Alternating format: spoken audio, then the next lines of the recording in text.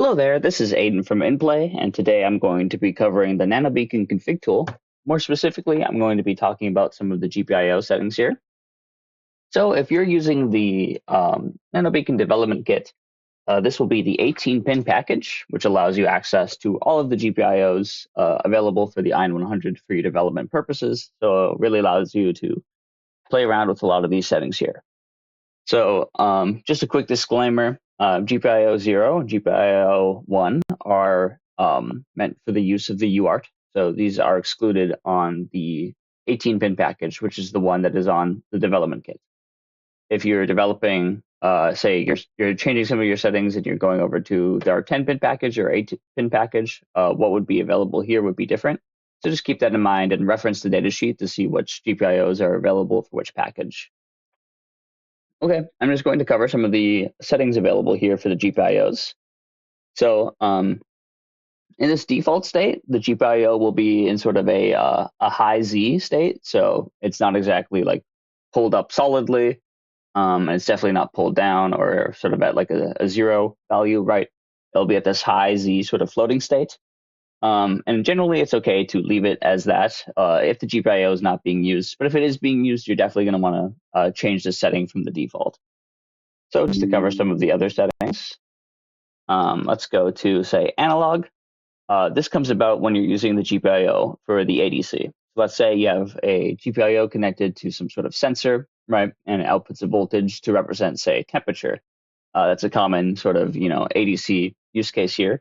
You'd want to go to this ADC channel section, and you see HADC channel, of which we have 4, 0 through 3, has its own dedicated mixed signal GPIO. That is what the M in front of here stands for, mixed signal GPIO. And so you can see this is GPIO 4, GPIO 5, 6, and 7 respectively for each ADC channel. So you just click enable. We do have some more videos that sort of cover all the ADC channel configuration settings. But basically, when you have a GPIO configured to go to analog here, you see it is done automatically. So if I have GPIO 4, which is ADC channel 0 enabled, I can go back to the GPIO settings and I see it's set to analog for me, right? I didn't change that setting. So see, if I was to do that again with GPIO 5, I go here, and GPIO 5 is now set to analog. Okay. So backing up a second, let's look at some of the other settings here. So output low. This is very useful if you want to have a low signal come out of a GPIO for whatever reason. Say you just want some sort of connection to ground or some sort of signal that is going to be pulled high later, maybe with some different GPIO settings. Or you just want to communicate some information, say when the IN100 is on, this setting goes low. Okay, great. And so now some external microcontroller or sensor sees that that pin it's attached to has gone low. Likewise, you can have a pull high, output high here. And that's very much the same thing as the output low.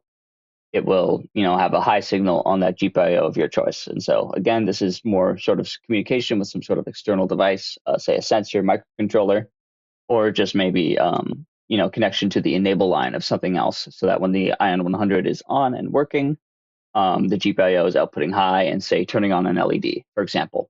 Okay. Default I've already covered. Wake up high, sleep low. So when the IN100 is advertising, it needs to wake up, prepare to advertise. It advertises on the 3 primary BLE channels, and then it prepares to sleep and then sleeps again. And that whole process takes about 5 milliseconds, give or take a few, depending on some of your settings, right? So this wake up high, sleep low, will have it when the IN100 wakes up to advertise, this GPIO will now be outputting high. Otherwise, it would be outputting low. And so this is useful if you want some sort of physical connection to an external device, say an LED, and you want it to have some sort of visual indication of the LED going high when the IN100 is advertising, or you have some sort of external microcontroller which wants to read the signal coming out of the GPIO and see, okay, when the IN100 is advertising, the signal is high, and now I know how to act. So it's useful for that sort of thing. And then we have the inverse of that, which is wake up low. So when it's low, it's when it's waking up. and then sleep high. So when it's not advertising and it's not awake, it will be outputting high. So sort of the inverse of this other option here. Okay. And then also inputs. This is for situations where you want the GPIO to be triggered. So for example, you might have a button press, you might have some sort of tamper pull tab externally connected to the GPIO.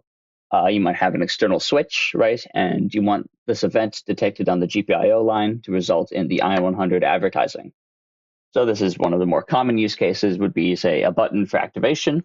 Another one could be tamper detection, like I mentioned before. You might have some sort of loop connected between a GPIO and something else, and it detects that sort of pull down or pull high, the change state, and allows you to trigger an advertising set. So just to cover briefly how this might work here. Let's say I have GPIO 3 as an input, and I want to have advertising set 1 be configured to be triggered by that GPIO. So I'd go to triggered advertising when I'm editing an advertising set under advertising mode. And I can see my GPIO trigger sources here, and I would simply select GPIO 3. It'd be the same process for any of the other GPIOs available. And if I wanted to have multiple GPIOs, I could do, 3, 2, 5, or any combination of the above, right? So one could be like a button, one could be a tamper detection loop, another one could be a switch or a microcontroller or a sensor. Maybe a sensor has a violation threshold, and when it does, this interrupt line goes high. Maybe that wants to trigger an advertising set, for example. I could all have that configured here and choose, which GPIO is going to trigger which of my advertising sets. Okay. I also want to talk a little bit about some of these other settings here. So you see them, these other columns. You have pull up, pull down. So this is whether the IN100 itself is going to be pulling up or pulling down the GPIO, right? And so say let's have a GPIO that is not being pulled externally. So you don't have like a pull-up resistor or pull-down resistor or some sensor that's pulling it up or some microcontroller that's pulling it up, but you want it to have this sort of high state and maintain that. You'll probably want the IN100 itself to be doing the pulling up to avoid a sort of floating high Z or low Z state, right? And likewise, if you want the GPIO to be pulled down and held down, then you'll probably want to enable pull down. And then again, if it's being pulled by some sort of external device, whether that's a sensor or microcontroller, you can have this option disabled. Okay. When something is configured as input, we also had this advertising trigger option, which allows you to determine what kind of signal going into the GPIO will result in triggering the advertising set. So we have a couple options here. We have a high-level signal or a rising edge. And then we have a low-level signal or a falling edge, right? So you can detect either, the transition from high to low or from low to high, or you can detect a level signal, a high level or a low level. So you can imagine like a button could cause a falling edge or, some threshold violation on a sensor causing an interrupt line to go high. That could be seen as a rising edge, for example. So that would be some of the options here of why you would choose one over the other, right? Okay. And then latching. So basically when the IN100 is asleep, you lose control of the GPIOs, right? You can't configure the IN100 or tell it how to change its settings when it's asleep, right? Because it's not listening. So something you might want to do with that is have this latching setting, which allows it to say, okay, before I go to sleep, I want to lock my GPIO settings as they are, and then go to sleep, right? So that is what the latch option is for. Then you have this option to latch and sleep and wake up and unlatch. This would only be, applicable if you say you want the IN100 to no longer, lock its settings in place when you wake up. So that might be for a situation where a microcontroller wants to tell the IN100 to change its settings, through our host controller API. Say, okay, now I want the GPIO to do this when you've woken up. You might want to be unlatched for that, right? So that the microcontroller could override the current settings. Otherwise, they'd be locked. But for most use cases, say the other ones I was talking about, the button or connected to some sort of external device, it's fine just to have this latched. If you are being pulled up or pulled down externally, latching isn't necessarily needed because you already know its state is going to be pulled up or pulled down externally. So latching isn't necessary. But for most use cases, latching is fine. Okay, just to talk about a few other things you could do with the GPIOs. We have the GPIO edge count. So this is useful if you have some sort of signal that's coming into the IN100 that's changing the state of the GPIO. say from a low pulse or a high pulse, you want to be able to count those edges coming into the IN100, right? So you'd want the corresponding GPIO to be set as an input and then have it either pulled up or pulled down. And this allows you to say, okay, I have GPIO 2, I want it to be pulled up, and then some external sensor will send out a low pulse when it makes a reading, right? And then I can have this value here, this GPIO edge count, added to my advertising data. So I'll show you that here, GPIO edge count. And so now when I scan my BLE packet, I will see, okay, this is how many times that GPIO has counted that falling edge coming into it or that rising edge coming into it, right? So I can detect how many times, a sensor has caused an interrupt, how many times a button has been pressed, how many times a tamper loop has been broken, although in that case, it would only be broken once before you'd want to know, right? So various sort of use cases for that if you want to count occurrences of events going into the GPIO. Okay, another very common use case is I2C, right? So this is a common protocol for communicating between a sensor and the IN100 or sort of any other device, right?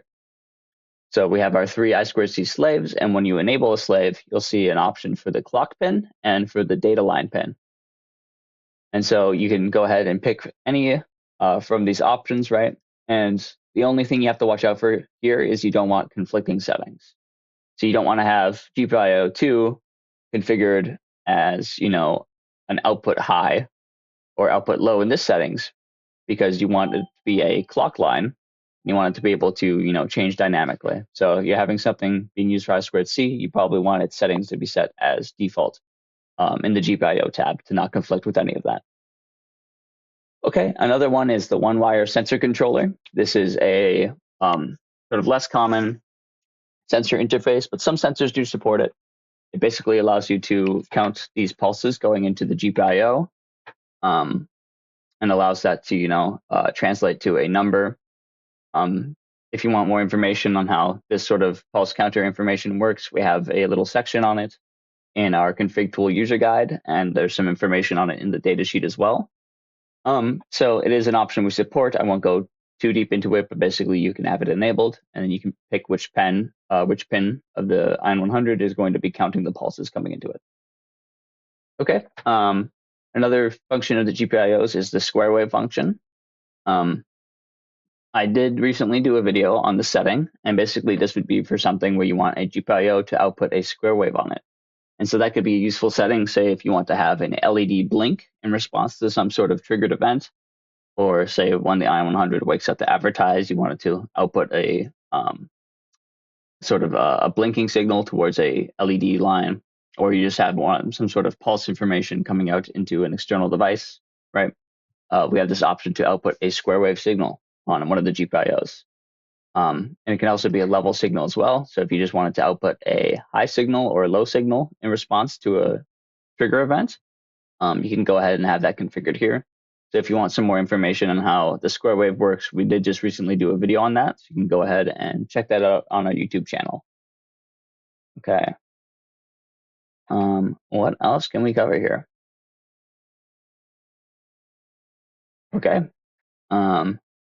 With everything there, that is about all the details you can do with the GPIOs.